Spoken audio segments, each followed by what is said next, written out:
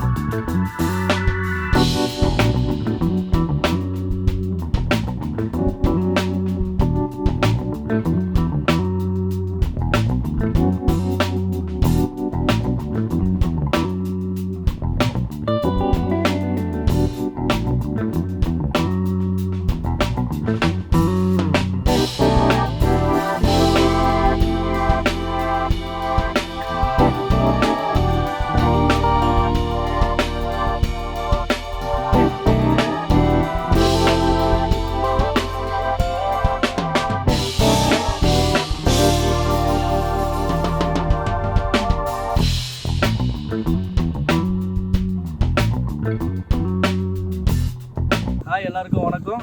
இன்றைக்கி நம்ம ராமநாஸ் கிச்சனில் என்ன செய்ய போகிறோம்னா கருவாட்டு குழம்பு. கருவாட்டு குழம்பு எப்படி செய்கிறது, அதுவும் ஒரு மண் சட்டியில் எப்படி செய்கிறதுன்றதை இன்றைக்கி நம்ம பார்க்கலாம். தேவையான அளவு எண்ணெய் ஊற்ற போகிறோம். இப்போ நம்ம இந்த குழம்புக்கு 2 கரண்டி எண்ணெய் ஊற்றிக்கிறோம்.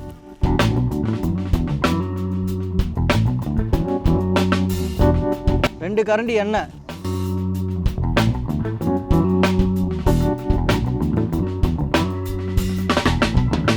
எண்ணெய் காஞ்சிச்சு. இப்போ நம்ம கடுகு, கொஞ்சமாக கடுகும் கொஞ்சம் வெந்தயமும் சேர்த்துக்கிறோம்.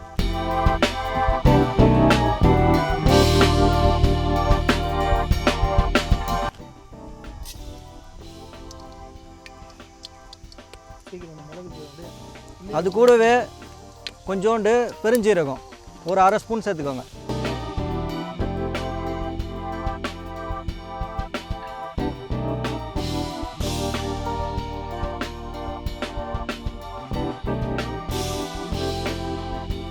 கொஞ்சமாக கருவேப்பிலை,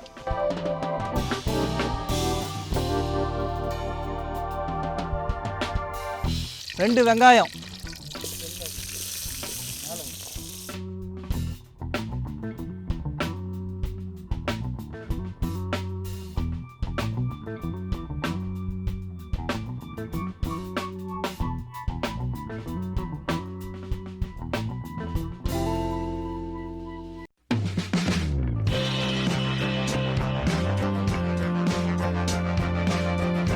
பூண்டு பல்லு ஒரு 15.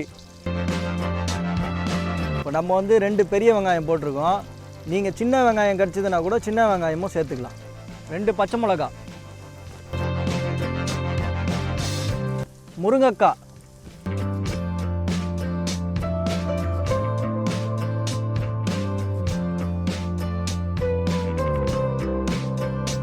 கத்திரிக்காய், கட் பண்ணி வச்ச கத்திரிக்காய் போட போகிறோம்.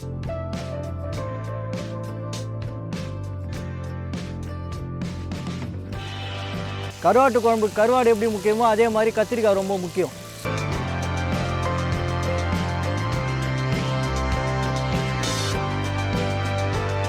அடுத்ததாக நம்ம சேர்க்க போகிறது வாழைக்காய்.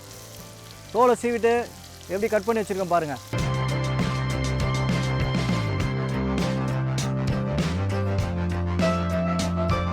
கட் பண்ணி வச்ச தக்காளி 2 தக்காளி,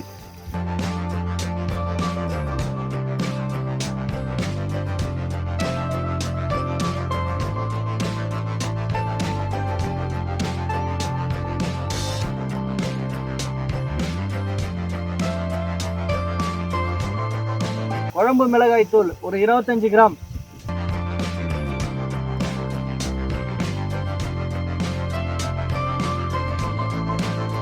ஒரு டேபிள் ஸ்பூன் அளவுக்கு மல்லித்தூள், கடைசியா கொஞ்சம் மஞ்சள்,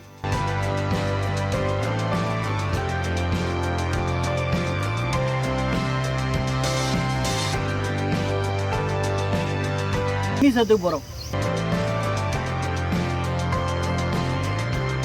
குழம்பு கொஞ்ச நேரம் கொதிக்கணும், அதுக்கு முதல் தட்டு போட்டு மூடிடுவோம். இப்போ இந்த கடாயை நம்ம இறக்கிடலாம், சட்டியை வச்சிடலாம்.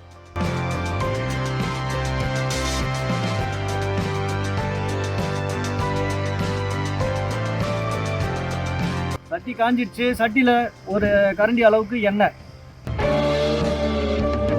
இப்போ வதக்கின இந்த குழம்ப சட்டியில் மாற்றிக்கிறோம்.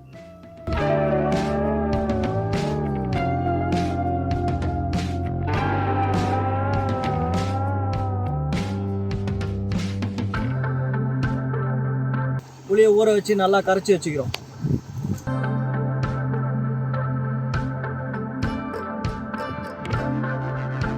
புளி கரிசலை ஊற்ற போகிறோம்.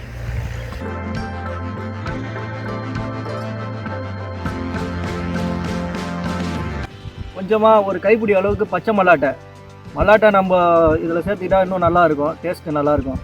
இப்போ நம்ம கொஞ்சமாக தான் சேர்க்குறோம், உங்களுக்கு தேவைன்னா இன்னும் 2 கைப்பிடி கூட நீங்கள் சேர்த்துக்கலாம்.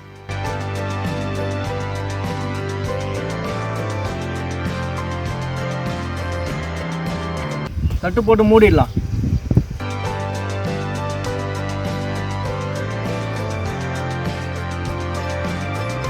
இப்போ நம்ம கதையோட கிளைமாக்ஸுக்கு வந்திருக்கோம். குழம்பு கொதிச்சிடுச்சு. இந்த கதையோட ஹீரோ யாருன்னு பார்த்தீங்கன்னா தோர்கார் நம்ம கருவாடு. அதுக்கு வில்லன் யாருன்னு பார்த்தீங்கன்னா இந்த உப்பு.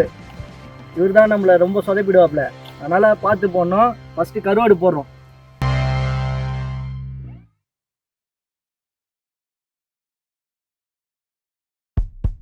மிளகுத்தூள் நுணுக்குனது,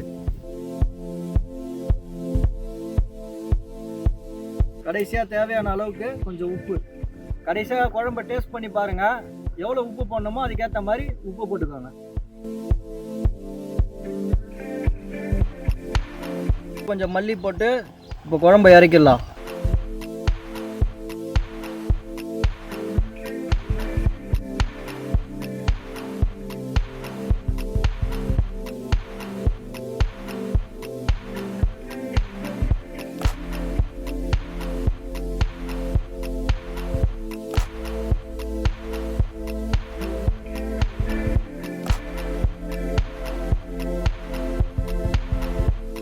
இல்லைனா வீட்டில் வந்து ஒரு ஸ்டீல் பாத்திரத்தில் செஞ்சு சாப்பிட்றதும், இந்த மண்பாண்டத்தில் அதுவும் இந்த விறகு அடுப்பில் செஞ்சு சாப்பிட்ற ஒரு சுவையே தனி சுவை தான்.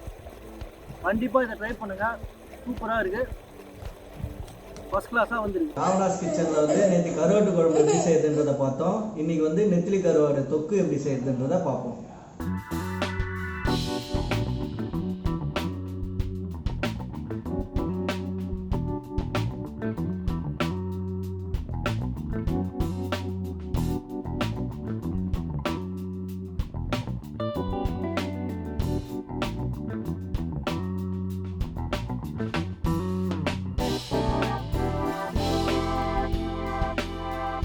ஒத்த நாளில் தொப்ப வந்து சட்ட பட்டன் வெடிக்கட்டும்.